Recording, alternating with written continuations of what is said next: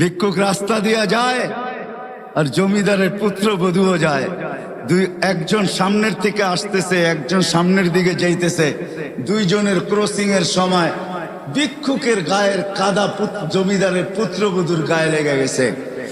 সে দুনিয়া আন্ধার করে ফেলছে, স্বামীকে ডাইকা নিয়ে আসছে, বলছে ভিক্ষুক আমার কাপড় নষ্ট করে দিছে। সে শুধু ভিক্ষুক ছিল না, বৃদ্ধ ছিল।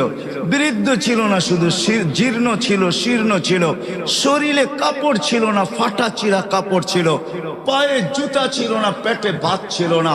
জমিদারের পুত্র সইতে পারে নাই, যৌবনী শক্তি সয়তো সয় কি কইরা তার স্ত্রীর গায়ে ভিক্ষুকের কাদা, বস সমগ্র শক্তিকে হাতে জমা করা একত্র করা বৃদ্ধের গালে বসায় দিছে।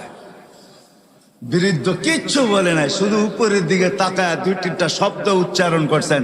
শব্দগুলা